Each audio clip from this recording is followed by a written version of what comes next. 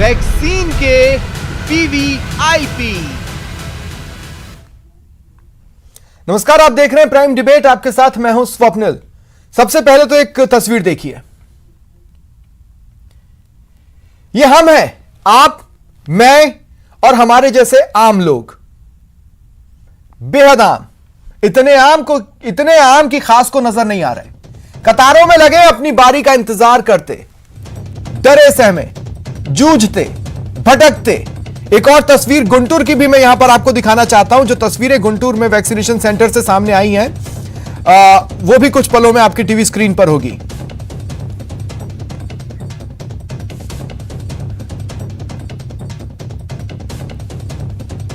डरे हुए, सहमे हुए, जूझ रहे हैं। देखिए गुंटूर की भी तस्वीर आपके टीवी स्क्रीन पर। मारामारी मची है, वैक्सीन चाहिए, हम डरे हुए हैं, कहीं मौत हमें निगल न ले।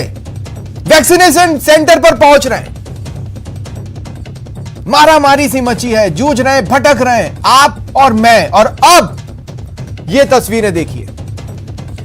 ये वो है जो खुद को हमारा सेवक कहते हैं। ये वो है जिन्हें हमने चुना है। ये वो हुक्मरान सिस्टम का हिस्सा है जो हमारे साथ रेसिस्ट बर्ताव करते हैं। इनके ऑफिसेज में, इनके घरों में चिकित्सा कर्मी जाएंगे इन्हें वैक्सीन लगवाने, वैक्सीन लगाने के लिए। आप सोचिए, वैक्सीनेशन सेंटर पर जो कर्मी डिप्लॉयड है, लगाया गया है आपके और हमारे लिए, वो एक एम्बुलेंस लेकर या एक गाड़ी से इनके घरों तक जाएंगे।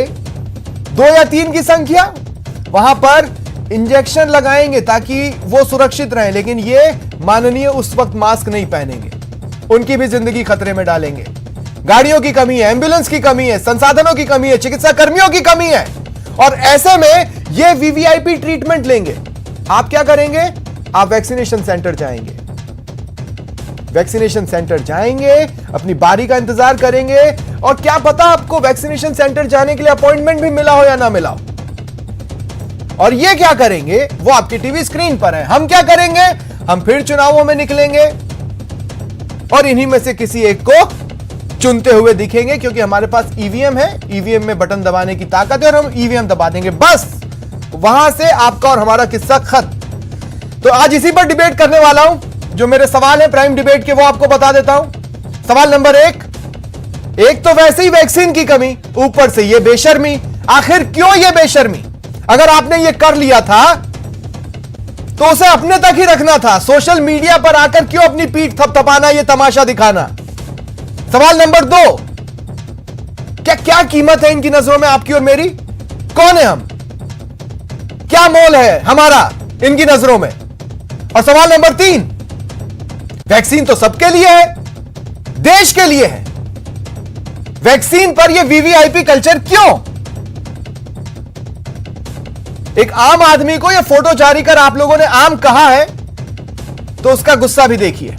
और आज इसी पर चर्चा करूंगा मैं। स्वर्णिम चतुर्वेदी जी कांग्रेस नेता है, मेरे साथ जुड़ रहे हैं। रामलाल शर्मा जी बीजेपी विधायक है, मेरे साथ जुड़ रहे हैं। और आज तो ये इशू उन्होंने उठाया है, हालांकि आज सवाल उनकी पार्टी से भी बन रहे हैं अब। और अवधेश आकोदिया जी वरिष्ठ पत्रकार हैं। आप सभी का स्वागत है न्यूज 18 राजस्थान पर। अवधेश जी, आपको और हमको ना खड़े होकर डिबेट करना चाहिए, क्योंकि माननीय आए। दर्शकों से भी अपील करना चाहिए, घरों में खड़े होकर डिबेट देखें।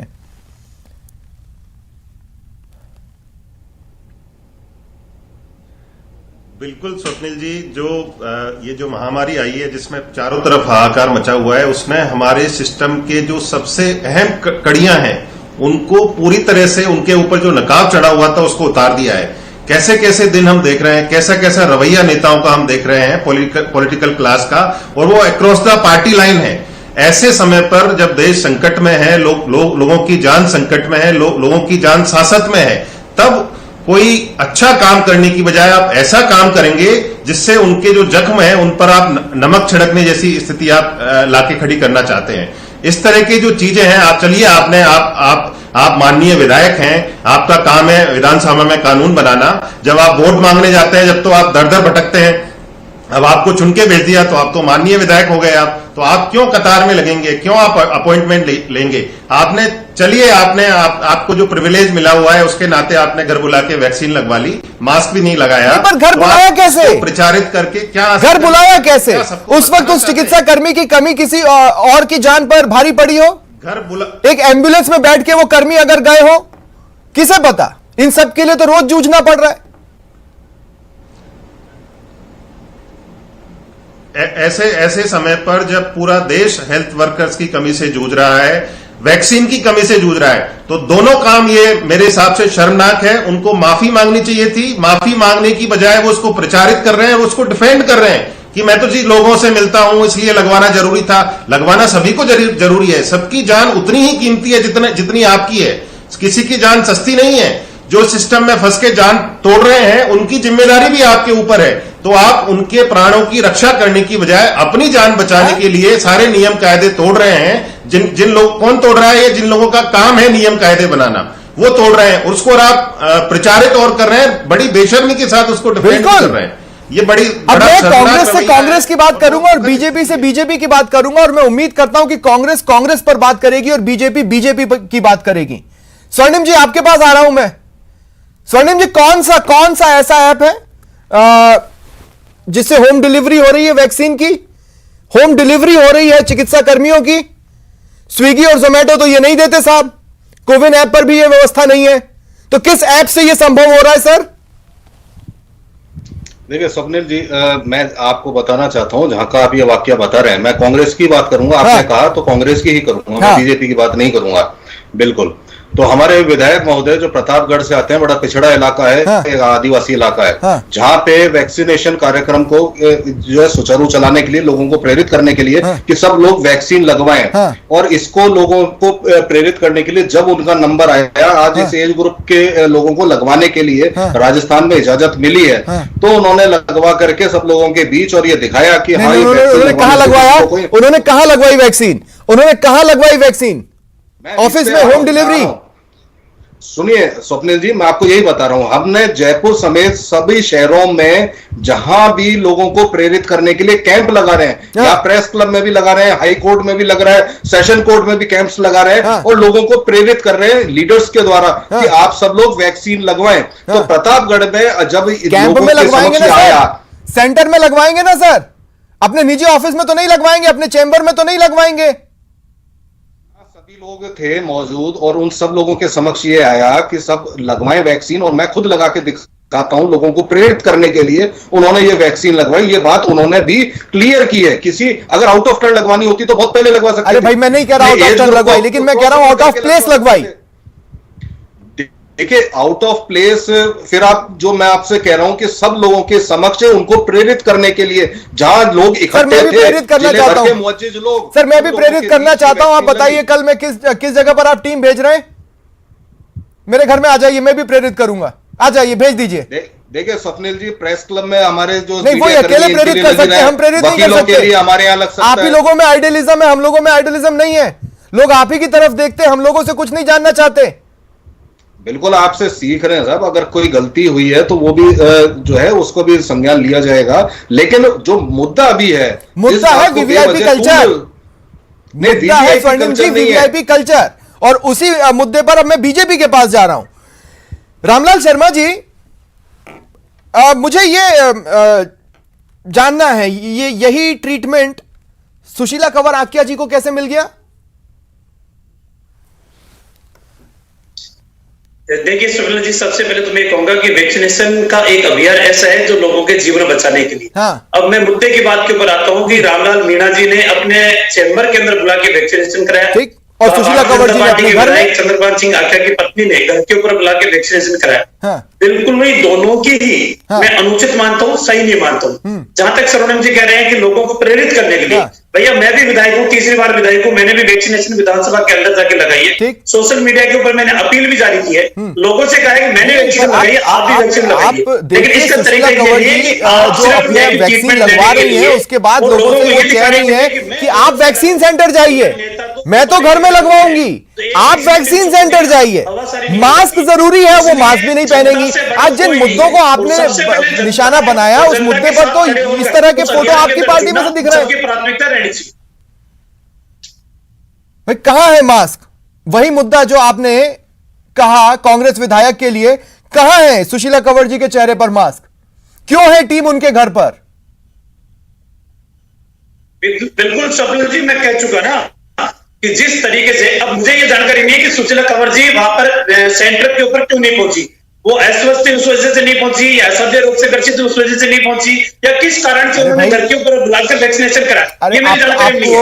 लेकिन स्वस्थ रहते हुए उन्होंने घर के ऊपर बुलाकर वैक्सीनेशन 90 साल से ज्यादा के लोग जो चल नहीं सकते थे, वो लोगों की गोदी में आए, जो उठ बैठ नहीं सकते थे, उन्हें किसी तरह वैक्सीनेशन सेंटर तक ले जाया गया।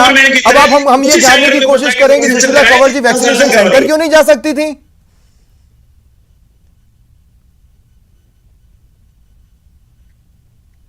स्वप्निल जी, वही तो मैं कह रहा हूं ना, इस बात की मुझे जानकारी नहीं है कि वो अस्वस्थ होने की वजह से या कोई किसी बीमारी की वजह से वो चलने में समर्थक नहीं थी, उस वजह से वो सेंटर के ऊपर नहीं जा पाई होगी, इसकी मुझे जानकारी नहीं है। लेकिन अगर स्वस्थ रहते हुए उन्होंने वीआईपी ट्रीटमेंट लेने का प्रयास किया है तो वो अनुचित है, गलत है। और जहां तक बात बताइए, कांग्रेस के विधायक ने तो मास्क भी नहीं लगाया। अब मुझे एक बात बताइए, हाँ उन्होंने भी मास्क नहीं लगाया, इन्होंने भी मास्क नहीं लगाया। अब मैं एक और शख्सियत बताता हूं जिसने मास्क नहीं लगाया, और मैं आपको गारंटी देता हूं रामलाल जी, आप ये कह देंगे कि आपको ये घटना याद नहीं है। रामलाल जी, मैं आपको ये बता रहा हूं कि अब मैं जो बात बताने वाला हूं, आप मेरे को 100% ये कहेंगे कि आपको इस संबंध में कोई जानकारी नहीं है। हाल ही में छत्तीसगढ़ में एक बड़ा नक्सली हमला हुआ, हमारे जवान शहीद हुए। देश के गृह मंत्री छत्तीसगढ़ पहुंचे, जवान लाइन से खड़े मास्क पहनकर, उनके बीच से जा रहे हैं गृह मंत्री अमित शाह बिना मास्क के।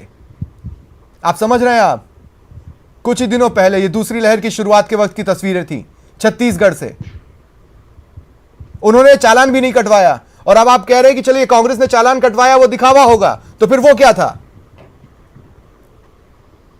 देखिए स्वप्न जी, अगर इस कोरोना की लड़ाई को अगर लड़ना है और इस कोरोना को समाप्त करना है तो हम सबको अनुशासन के अंदर रहना पड़ेगा, चाहे वो व्यक्ति किसी भी स्तर का हो, मैं उसकी बात नहीं करता। लेकिन अनुशासन के अंदर अगर हमें नहीं रहेंगे तो हम जनता को अनुशासन में रहने के लिए प्रेरणा क्या देंगे? उनको किस आधार के ऊपर कहेंगे? हमारे खुद का विल पावर इस बात के लिए गवाह नहीं देगा कि हम जनता को कहीं मास्क पहनो, इस कोरोना की लड़ाई के अंदर आप सहभागी बनो। इसको मिटाने के लिए हम सब साथ मिलकर काम करते हैं, और अगर उसी चीज को हम ही तोड़ने का प्रयास करेंगे तो मेरे ख्याल से यह अनुचित है। और आप लोग तोड़े जा रहे हैं, आप लोग तोड़े जा रहे हैं। और नेताओं की बेचैनी, ये एक फिल्म का डायलॉग था, किसी हीरो को मैंने बोलते हुए सुना कि हीरोपंथी उनको आती नहीं, मेरी जाती नहीं। ये जो नेतागिरी है वो भी लगभग उसी तरह की चीज है, नेतापंथी जनता को आती नहीं और इनकी जाती नहीं। अवधेश आकोदिया जी, मैं आपके पास आ रहा हूं, आप देखिए कुलबुलाहट देखिए, लाल बत्ती चाहिए जी, लाल बत्ती चाहिए, मेरे लिए फ्लाइट रोको, मैं पहुंचने वाला हूं। लोग बैठे रहेंगे, एक फोन कर देंगे सर तो बेड मिल जाएगा, बेड का टोटा है। आप ट्विटर पर जाइए, ब्लूटिक वाले कैसे उनके लिए बेड ढूंढ ले रहे हैं, ब्लूटिक वाले कैसे ऑक्सीजन ढूंढ ले रहे हैं, और जिसके लिए भी ढूंढ रहे हैं उसे जरूरत होगी, लेकिन उससे ज्यादा जरूरी व्यक्ति अगर कहीं पर इंतजार में फंसा हो तो, और चिकित्सा कर्मी कहां है? किसी के घर पर।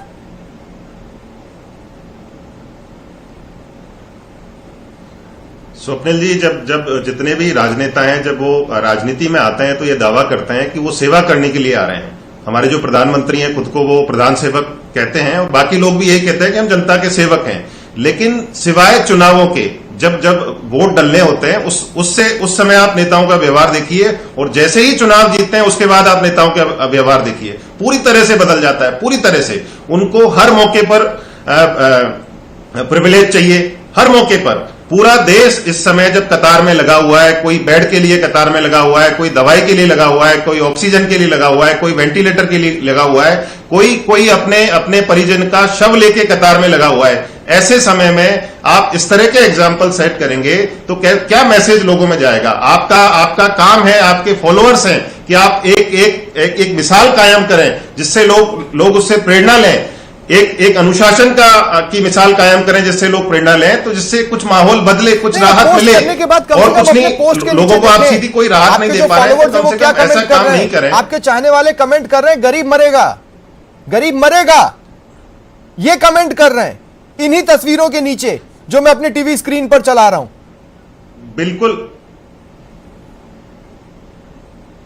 स्वप्निल जी, देखिए, माना जाता है कि जो हमारे राजनेता हैं, पूरी की पूरी जो पॉलिटिकल क्लास है, वो लोगों की नब्ज भांपने में पूरी तरह से कामयाब रहती है, लोगों की नब्ज भांप लेती है कि जनता क्या सोच रही है। लेकिन जनता के मन में अभी जो गुस्सा है ना, इसको कोई भी पॉलिटिकल पार्टी का नेता भांप नहीं पा रहा है। सिर्फ एक दूसरे के ऊपर आरोप प्रत्यारोप, एक दूसरे की कमियों को गिनाना, ये कोई नहीं बता रहा है कि हमने भी कुछ नहीं किया, उन्होंने कुछ नहीं किया तो हमने भी कुछ नहीं किया।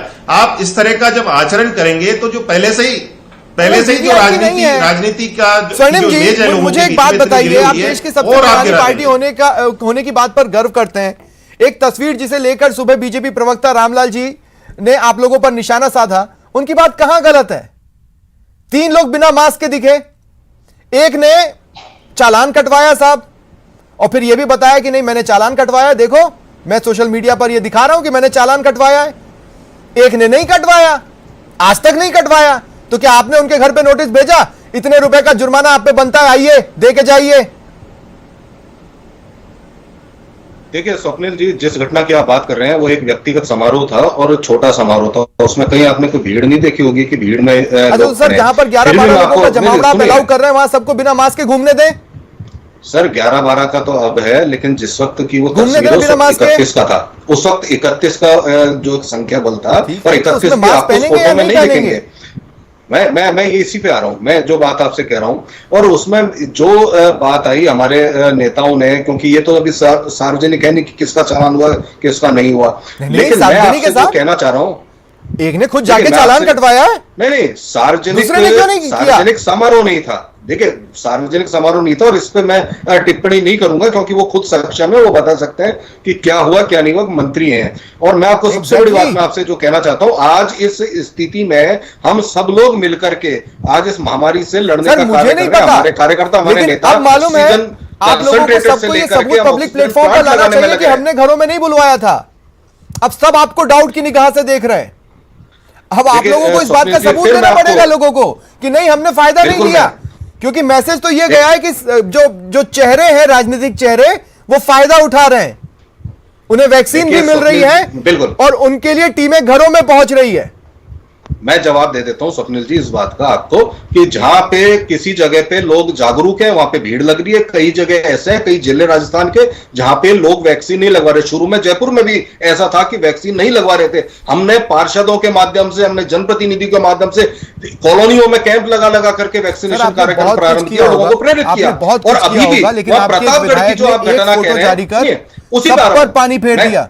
मुझे नहीं पता आप इसकी गंभीरता समझ पा रहे हैं या नहीं समझ पा रहे हैं, लेकिन इस फोटो की इससे आपकी छवि कुछ अच्छी नहीं गई है लोगों के बीच में। और इसी कोरोना काल के बीच में आपके कई चेहरे कांग्रेस पार्टी के इस बात के लिए तरसते रोते दिखाई दिए कि अभी तक मंत्रिमंडल विस्तार नहीं हुआ है, अभी तक हमें जिम्मेदारी नहीं मिली है।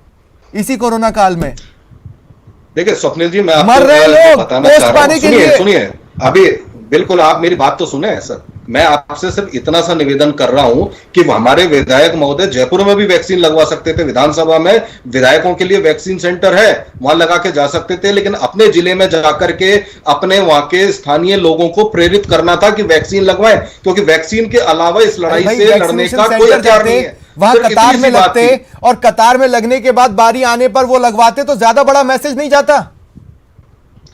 तो देखिए यही मैसेज तो ये जाता ना कि कांग्रेस पार्टी आम लोगों के साथ है, आम लोगों की पार्टी है। मैसेज क्या गया? नहीं, मैसेज ये गया है कि कांग्रेस पार्टी अब खास लोगों की पार्टी बन चुकी है।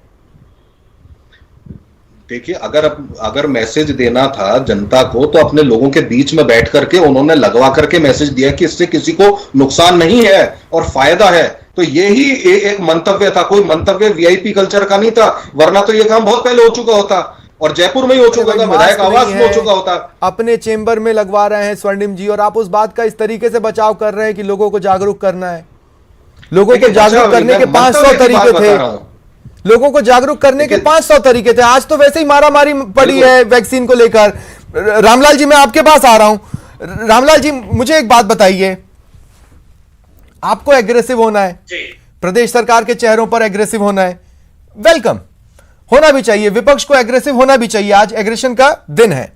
लेकिन क्या आपको ऐसा नहीं लगता कि पहले हम यह भी पता लगा लेते कहीं हमसे तो यह भूल नहीं हुई है? क्योंकि हमसे भूल हुई है तो फिर तो हम भी उसी थाली के चट्टे बट्टे जिस थाली के वो हैं। देखिए शुक्ला जी, ये एक व्यक्ति की जिम्मेदारी नहीं है, ये हम सब की जिम्मेदारी है और इस हम सब की जिम्मेदारी होने के नाते ही कोरोना को हम हरा सकते हैं, कोरोना के ऊपर विजय प्राप्त कर सकते हैं। लेकिन जिस तरीके से इन्हीं के एक परिवहन मंत्री जी, पिछली बार भी कई बार उनको टोका गया, पत्रकारों के द्वारा टोका गया कि आप मास्क क्यों नहीं लगाते। उन्होंने कहा कि अरे हम तो पावरफुल है, मजबूत है, हमारे को कोरोना आ ही नहीं सकता। जब उन मंत्री जी खुद संक्रमित हुए, प्लाज्मा उनके चढ़ा, जीवन बहुत मुश्किल से बचा, उसके बावजूद भी वो अपनी आदतों से बाज नहीं आ रहे। उन्होंने एक सार्वजनिक कार्यक्रम के अंदर भी कहा, बहुत बड़ी भीड़ जुटी हुई थी, उनसे पूछा कि ये कार्यक्रम आप लोग करने की जरूरत क्या पड़ गई थी, तो मैंने नहीं किया। जनता की मांग, आपका कल्चर वीआईपी कल्चर नहीं है, समस्या क्या आपका कल्चर वीआईपी कल्चर नहीं है? क्या आपका कल्चर वीआईपी कल्चर नहीं है? क्या आपका कल्चर वीआईपी कल्चर नहीं है? आप लोग वीआईपी कल्चर से कैसे अछूते हैं? आप लोग वीआईपी कल्चर से कैसे अछूते हैं? देखिए स्वप्न जी, वीआईपी कल्चर की कोई भी अगर इस तरीके से दिखावा करता है, चाहे वो किसी भी पार्टी से संबंधित हो, नहीं होना चाहिए। इस समय सिर्फ और सिर्फ लड़ाई, तो उनको नोटिस जारी करें, जीवन बचाए, उनको नोटिस जारी करें। अब देखिए मुसीबत क्या हो गई कि कायदे से तो जो चिकित्सकीय टीम इन लोगों के घरों पे गई थी उनको सस्पेंड होना चाहिए, लेकिन मैं ये मांग भी नहीं उठा सकता कि आप उनको सस्पेंड कीजिए क्योंकि ऑलरेडी कर्मियों की कमी है ना। मैं ये भी नहीं कह सकता कि जिनने ये किया है वो पब्लिकली आके माफी मांगे, क्योंकि नहीं, वो छोटे हो जाएंगे और वो छोटे नहीं है, वो बहुत बड़े हैं। वो इतने बड़े हैं कि उनके मैसेजेस, उनके जरिए एक पब्लिक को मैसेज देने के लिए नियमों को साइड पर रखकर फोटो खिंचवा लिया जाता है और वो बात सरकार के गले से नीचे उतर रही है, मेरे गले से नीचे नहीं उतर रही, लोगों के गले से नीचे नहीं उतर रही। अवधेश आकोदिया जी, क्लोजिंग कमेंट।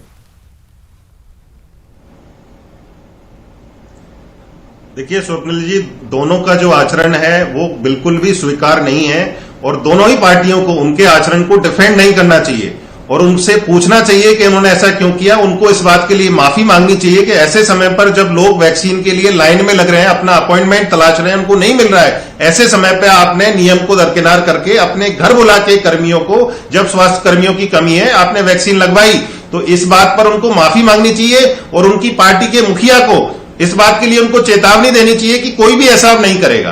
तब जाके कुछ बात समझ में आती है इसकी। तब ये समझ में आता है कि आप गंभीर और आम लोगों को उतना आम नहीं समझते जितना मैसेज आपने दे दिया कि आप कितने खास हैं और लोग कितने आम हैं। ये मैसेज जो चला गया है, ये मैसेज से आप पीछा तभी छुड़ा सकते हैं जब इस तरह का कोई कदम उठाए और दिखे कि आपने कुछ किया है। बहुत बहुत शुक्रिया। यह था आज का प्राइम डिबेट। नमस्कार।